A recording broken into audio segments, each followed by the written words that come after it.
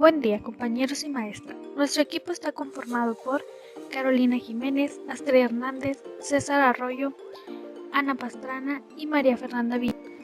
Es un placer estar hablándoles sobre el libro La inteligencia fracasada del filósofo José Antonio Marina, donde nos encontramos ante un libro que se marca como objetivo catalogar los actos fallidos que llevan a los humanos a desarrollar una inteligencia fracasada, donde intenta responder preguntas que con frecuencia nos hacemos. ¿Por qué nos equivocamos tanto? ¿Por qué nos empeñamos a amargarnos la existencia? ¿Por qué las personas inteligentes hacen cosas tan estúpidas? ¿Por qué nosotros nos estaremos enfocando en el capítulo 4, los lenguajes fracasados, donde se divide en 6 partes? El lenguaje es un sistema de comunicación que se ha convertido también en un arma letal de destrucción doméstica. El 80% de las mujeres españolas se quejan de que sus parejas no hablan lo suficiente, mientras que en Estados Unidos es casi el 84%. La palabra sirve sobre todo para vivir. Nos pasamos la vida hablando con los demás y hablándonos. Por ejemplo, cuando estás en tu casa solo y empiezas a pensar en voz alta cómo hablar de ti mismo, te haces preguntas, te regañas por algo que hiciste mal, hablas de lo que quieres hacer, etc. Hasta el punto de enojarnos con nosotros mismos en busca de un pretexto para dejar de cumplir nuestras obligaciones e intercambiarlas por cosas triviales. Esto nos lleva a dos posibles casos: fracasar al hablar con nosotros mismos y fracasar al hablar con los demás. El lenguaje es uno de los sistemas transversales que sirven para unificar los módulos de nuestra inteligencia. Sus funciones integradoras son múltiples. Es la gran herramienta de la inteligencia ejecutiva. Vuelve consciente lo que sucede en la inteligencia computacional, nos permite buscar en la memoria, hacer planes, darnos órdenes a nosotros mismos. Hay dos funciones lingüísticas esenciales: transmitir información e influir en la conducta mediante peticiones, preguntas, ruegos, órdenes, amenazas, seducciones, etc. Estas dos funciones se realizan no solo hacia el exterior, sino también hacia el interior. Al parecer, también nuestra conciencia se teje con palabras. Este fue un descubrimiento sorprendente de mi admirado Sperry, de quien ya le hablé. Para curar epilepsias incontrolables, ensayó unas operaciones quirúrgicas que separaban los dos hemisferios cerebrales, seccionando el mazo de conexiones neuronales que los unen, el llamado cuerpo calloso. Aparentemente, esa operación tan espectacular no provocaba ninguna secuela a los pacientes. Sin embargo, una observación más detenida permitió constatar que la información que llevaba a un hemisferio era desconocida por el otro. La inteligencia computacional se había dividido y cada una de sus mitades, cada uno de los hemisferios, tomaba decisiones o procesaba la información por su cuenta. El hombre es un diálogo íntimo, escribió Pascal. En nuestro interior nos transmitimos información y también nos damos órdenes y hacemos preguntas. Da la impresión de que el lenguaje no sirve solo para comunicarnos con los demás, sino para comunicarnos con nosotros mismos. Aprendemos a manejar nuestra propia inteligencia en sociedad mediante el lenguaje y así seguimos haciéndolo toda la vida. Primero hablamos de la incapacidad de volver consciente lo que soy. Ahora nos centramos en los mecanismos lingüísticos. Una preocupación desencadena un ritornelo fatídico, que produce frases que se repiten una y otra vez en un círculo tóxico sin avanzar. Dellenbach, al describir las grandes depresiones, nos dice que en lugar de decir que los pacientes hablan depresivamente, sería mejor decir que la depresión habla por los pacientes. Cada persona tiene una manera diferente de hablar. Cada deseo, cada sentimiento, cada actitud puede convertirse en una voz. Hay sentimientos habladores, la alegría, por ejemplo, y sentimientos taciturnos, la tristeza y el aburrimiento. La patología, en ocasiones, no es más que la exageración de lo normal. Los alucinados interpretan como reales todo lo que piensan, que no es nada más que mental.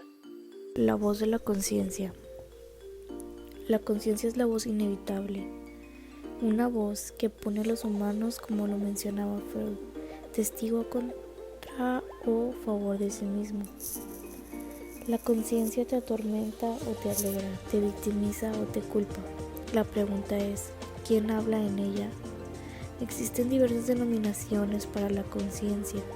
el superego, la primera voz, la segunda voz, la voz inauténtica y la voz auténtica. Para Bakhtin existían estas dos voces. La primera, que independientemente de tus pensamientos, voluntad y conciencia, está de acuerdo con lo que se te impuso según la forma en la que te desarrollaste, la sociedad en la que formas parte.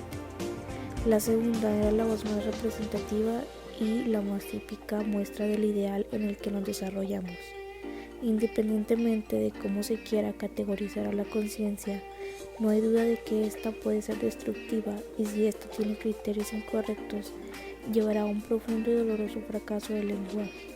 El lenguaje interior fracasa cuando es incapaz de dirigir la conducta o se ve encasillado a convicciones extremistas, los hábitos, las prácticas que cortan la libertad del pensamiento ejecutivo o la automatización de este. Voy a mencionar un peculiar mecanismo lingüístico especialmente influyente. Normalmente vivimos y paralelamente al vivir, comentamos con nosotros mismos lo que vivimos. Esta crónica depende fundamentalmente del estado de ánimo y de la actitud, que son grandes productores de significados. Una persona susceptible va a subtitular todas las cosas con un comentario ofendido. Un poeta de comentarios poéticos. Somos comentaristas de nosotros mismos y con estos comentarios a veces nos animamos y a veces nos destruimos. Voy a hablar de 4 tipos de fracasos: el silencio, la sumisión al automatismo del discurso, el malentendido, la sumisión a la mecánica del género. El primer fracaso del lenguaje es su ausencia.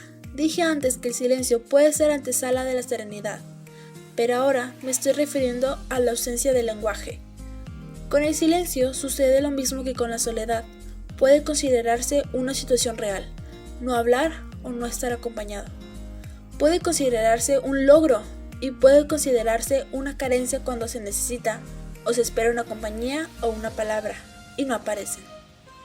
El segundo fracaso es entregarse al automatismo de un discurso. Con mucha frecuencia una conversación adquiere un sesgo que no se había previsto, que no se quería, pero que desencadena una dinámica implacable, que convierte a los hablantes en contendientes y les lleva a donde no habían pensado ni querido llegar. El tercer fracaso se debe a los malentendidos. Es la equivocación hermenéutica. La equivocación hermenéutica la describe muy bien Aaron Beck. Aunque las parejas piensen que hablan el mismo lenguaje, lo que dicen y lo que sus compañeros oyen suelen ser cosas muy diferentes. Y por último, el cuarto fracaso lo producen los mecanismos de género entre hombres y mujeres de nuestra cultura. Hay distintas expectativas respecto a la conversación, lo que suele producir desajustes graves en las parejas. El lenguaje fracasado. El lenguaje sirve a los humanos para poder expresar y comprender cualquier deseo, sentimiento o disgusto. Este se vuelve lógicamente inútil cuando es incomprensible. El fracaso de la inteligencia ejecutiva se demuestra en los problemas que están presentes en la sociedad, la incapacidad de controlar impulsos o deseos como los vicios y la violencia. Para que la inteligencia no fracase se requiere un cultivo de inteligencia computacional enriquecedora y eficiente que se apegue a las metas de la inteligencia ejecutiva, para que ésta no adquiera malos criterios de evaluación, es decir, la mera distinción de lo que es bueno y malo sin distorsiones.